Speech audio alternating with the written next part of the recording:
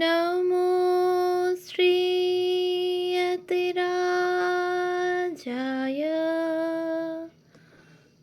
বিবেকানন্দ সুরয়ে সচ্চিৎ সুখ স্বরূপায় স্বামিনে তাপহারিণে।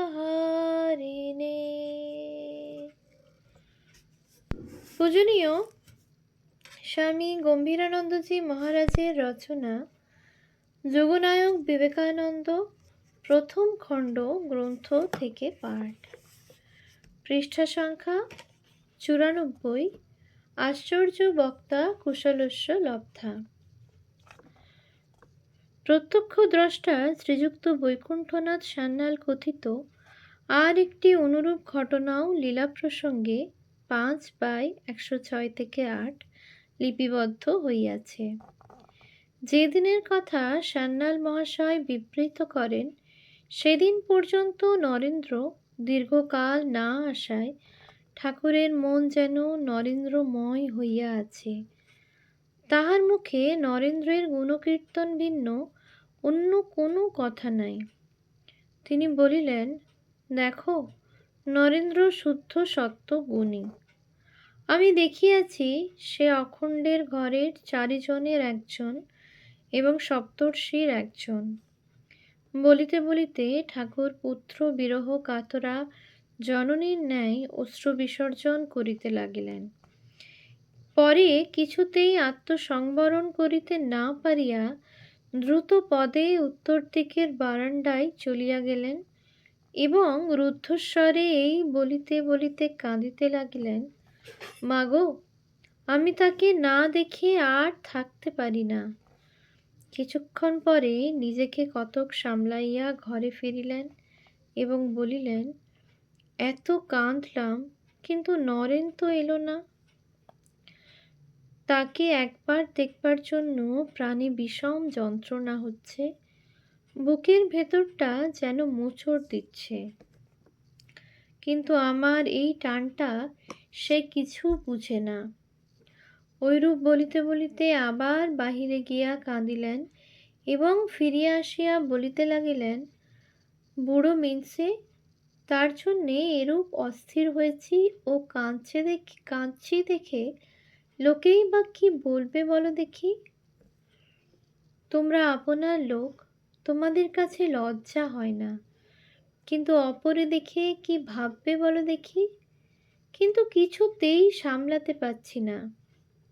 এই ঘটনায় সান্যাল মহাশয় নরেন্দ্রের জন্য শ্রীরামকৃষ্ণের ব্যাকুলতার যেমন চাক্ষুষ প্রমাণ পাইয়াছিলেন, দিন কয়েক পরে নরেন্দ্রের সহিত যখন তাহার আলাপ পরিচয় হইয়া গিয়াছে, তখন একদিন নরেন্দ্রের আগমনে ঠাকুরের আনন্দ উল্লাস দেখিয়াও তেমনই অবাক হইয়াছিলেন। সেদিন ঠাকুরের জন্মতিথিতে ভক্তগণ তাহাকে নববস্ত্র, ফুল, চন্দন ইত্যাদিতে সাজাইয়া আনন্দ ও কীর্তন করিতেছেন। তবু নরেন্দ্র না আসায় ঠাকুর চঞ্চল হইয়া আছেন। কখনো বা চারিদিকে তাকাইয়া ভক্তদিগকে বলিতেছেন, তাই তো, নরেন এলো না। বেলা 2 প্রহরে নরেন্দ্র আসিয়া যাই ঠাকুরের পদপ্রান্তে প্রণাম করিলেন, অমনি ঠাকুর লাফাইয়া উঠিয়া তাহার স্কন্ধে বসিলেন এবং সমাধিস্থ হইলেন। ক্রমে সহজ অবস্থায় ফিরিয়া তিনি নরেন্দ্রের সহিত কথা কহিতে ও তাহাকে আহার আদি করাইতে এত ব্যস্ত হইয়া পড়িলেন যে সেদিন আর কীর্তন শোনা হইল না। লীলা প্রসঙ্গের মতে ইহা 1883 খ্রিস্টাব্দের সম্ভবত ফাল্গুন মাসের ঘটনা। কথামৃতকারীর মতে 1884 মধ্যে সান্যাল দক্ষিণেশ্বরে আসেন, 1/6 পৃষ্ঠা। লীলা প্রসঙ্গ এর মতে এই আগমন 1883 খ্রিস্টাব্দের আরম্ভে হওয়া আবশ্যক। কাজেই আমরা সহজেই বুঝিতে পারি 1881 খ্রিস্টাব্দের পৌষ মাসে দক্ষিণেশ্বরে প্রথম আগমন হইতে দীর্ঘ 2 বৎসরকাল নরেন্দ্রনাথ ঠাকুরের এই উচ্ছ্বসিত দেব দুর্লভ প্রেমের অধিকারী হইয়াছিলেন। অবশ্য অনুপম ভালোবাসা তিনি চিরকালই পাইয়াছিলেন, কিন্তু পরে এইরূপ উচ্ছ্বাসের বিবরণ পাওয়া যায় না। আমরা বলিয়া আসিয়াছি, নরেন্দ্রনাথের মন ছিল বিচারপ্রবণ। এমন প্রাণ ঢালা ভালোবাসার অধিকারী হইয়াও তিনি তখনও নির্বিচারে কোনো কিছু গ্রহণ করিতেন না। এমনকি এই অনবদ্য স্নেহের উপরও তিনি নিঃসংকোচে তাহার তীক্ষ্ণ সমালোচনাস্ত্র নিক্ষেপ করিতেন। প্রথম প্রথম তিনি বুঝিতেই পারিতেন না পরমহংসদেব তাহার জন্য এতটা করেন কেন। আবার ঠাকুরের এই স্নেহ ঠাকুরকে অপরের চক্ষে হেয় করিতে পারে, এই চিন্তায়ও তিনি উদ্বিগ্ন হইতেন। সেজন্য তিনি সময়ে সময়ে এমন শ্রুতিকটু কথাও বলিয়া বসিতেন, আপনার শেষকালে না ভরত রাজার অবস্থা হয়। ভরত রাজা হরিণ ভাবতে ভাবতে প্রাণ ত্যাগ করেছিলেন বলে পরজন্মে হরিণ জন্ম গ্রহণ করতে হয়েছিল। বালক প্রায় সরলচিত্ত ঠাকুর ওই কথা শুনিয়া বিষম চিন্তিত হইয়াছিলেন এবং বলিয়াছিলেন, ঠিক বলেছিস, তাই তো রে, তাহলে কি হবে? আমি যে তোকে না দেখে থাকতে পারি না। দুশ্চিন্তাগ্রস্ত ঠাকুর দারুণ বিমর্ষ হইয়া জগদম্বাকে ওই কথা জানাইতে গেলেন, কিন্তু কিছুক্ষণ পরেই হাসিতে হাসিতে ফিরিয়া আসিয়া বলিলেন, যা শালা, আমি তোর কথা শুনব না। মা বললেন, তুই ওকে সাক্ষাৎ নারায়ণ বলে জানিস, তাই ভালোবাসিস। যেদিন ওর ভেতর নারায়ণকে না দেখতে পাবি, সেদিন ওর মুখ দেখতেও পারবি না। লীলা প্রসঙ্গ 5/126। নরেন্দ্রের কথা তিনি তবু শুনিতেন এবং তাহার ফলে অনেক ক্ষেত্রে হাস্যরসের অবতারণা হইত।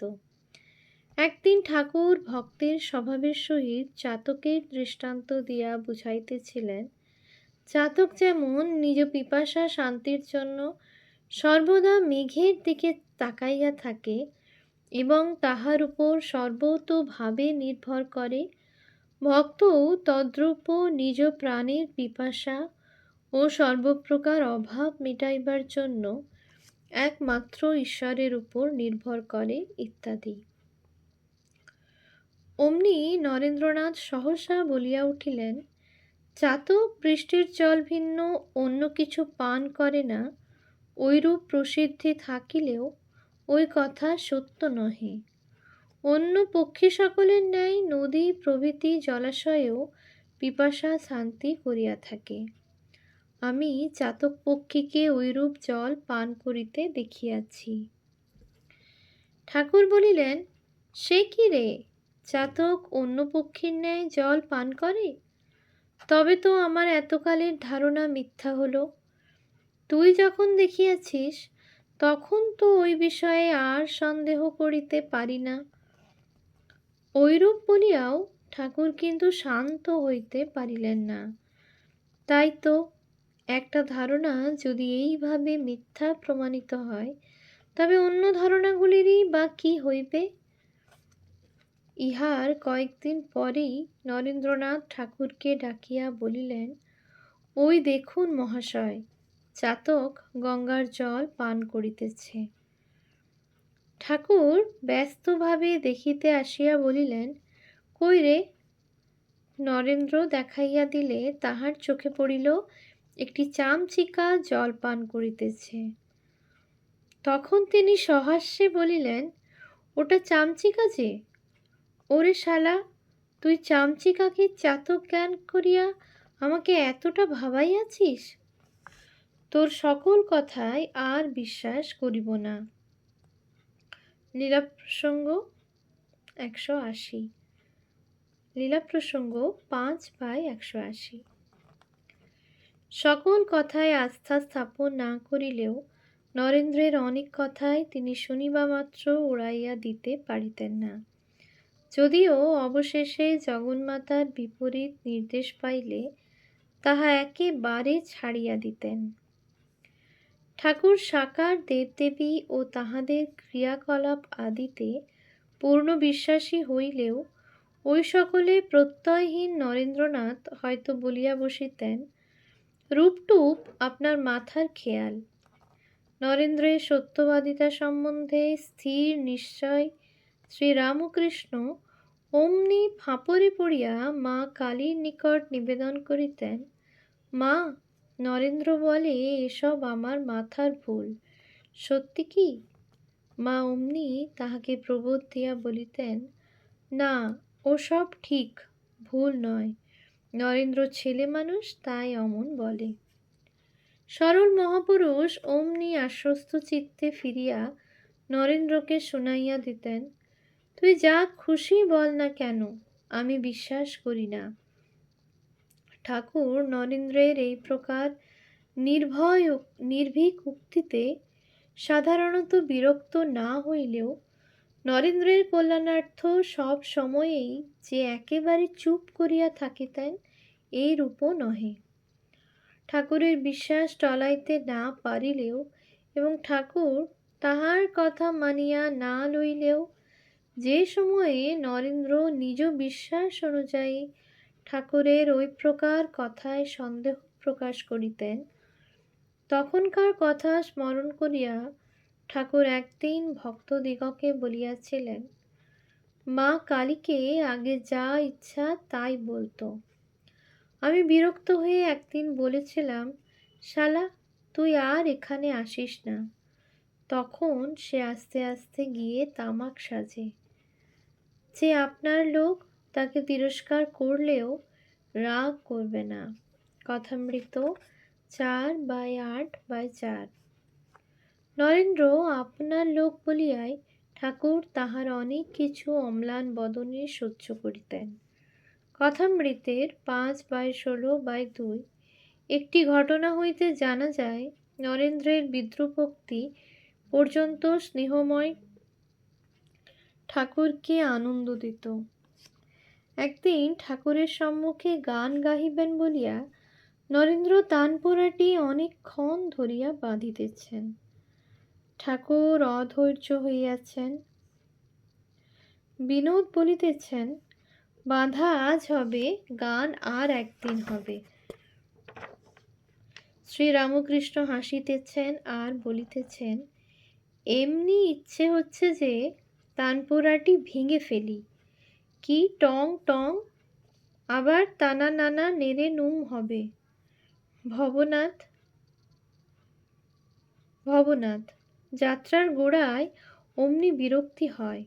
নরেন্দ্র বাঁধিতে বাঁধিতে, সে না বুঝলেই হয়। শ্রীরামকৃষ্ণ সহাস্যে, ওই আমাদের সব উড়িয়ে দিলে। এখানে প্রসঙ্গক্রমে লক্ষ্য করিবার জিনিস এই যে, নরেন্দ্র কলাবতের নিকট যথারীতি সঙ্গীত শিক্ষা করিয়াছিলেন বলিয়া যন্ত্র ঠিক ঠিক সুরে না বাঁধিয়া গান গাহিতেন না।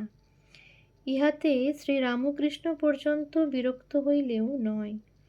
কথামৃতে 4/23/5 অনুরূপ আর একটি দৃষ্টান্ত আছে। এখানেও উপযুক্ত যন্ত্র না থাকায় নরেন্দ্রনাথ গান গাহিতে অসম্মত ছিলেন। কিন্তু তখন পিতৃবিয়োগের পর পারিবারিক অশান্তিও চলিতেছে। সংসারের দুঃখ কষ্টে নরেন্দ্র বিব্রত ও বিপন্ন, হয়তোবা বিভ্রান্ত। অতএব তাহার অনিচ্ছা নিছক সঙ্গীতপ্রিয় মন হইতে উচ্চারিত না হইয়া একটা মিশ্র মনোভাব হইতে উদ্গত হইয়া থাকিবে, যাহার ফলে ঠাকুর সেদিন একটু মর্মান্তিক ভৎসনা করিয়াছিলেন। কিন্তু তখন ইহাদের উভয়ের মধ্যে এত আত্মীয়তা বোধ জন্মিয়া গিয়াছে যে ঐরূপ দু একটি মন্তব্যে নরেন্দ্রনাথ ক্ষুণ্ণ হইতেন না। উহা 1885 খ্রিস্টাব্দের 14 জুলাই এর ঘটনা, কলিকাতায় বলরাম গৃহে। শ্রীরামকৃষ্ণ নরেন্দ্রকে একটু গান গা না। নরেন্দ্র, ঘরে যাই, অনেক কাজ আছে। শ্রীরামকৃষ্ণ, তা বাছা, আমাদের কথা শুনবে কেন? যার কাছে কানে শোনা তার কথা আনা আনা, যার আছে পোঁদে টেনা তার কথা কেউ শোনে না। তুমি গুহদের বাগানে যেতে পারো, প্রায় শুনি। আজ কোথায়? না গুহদের বাগানে। একথা বলতুম না, তুই কেড়েলি করলি। নরেন্দ্র কিয়ৎক্ষণ চুপ করিয়া আছেন, বলছেন, যন্ত্র নাই, শুধু গান। শ্রীরামকৃষ্ণ, আমাদের বাছা যেমন অবস্থা, এইতে পারো তো গাও। তাতে বলরামের বন্দোবস্ত। বলরামের ভাব, আপনারা গাও, নাচো, আনন্দ করো। শেষ পর্যন্ত নরেন্দ্র সেখানে থাকিয়াই গেলেন এবং গানও গাহিলেন। পরে অন্তত তানপুরা জুটিয়াছিল, ইহার উল্লেখ কথামৃতে আছে। 4/23/6। ওম শান্তি শান্তি শান্তি। হরি ওম তৎসৎ। শ্রীরামকৃষ্ণার্পণমস্তু।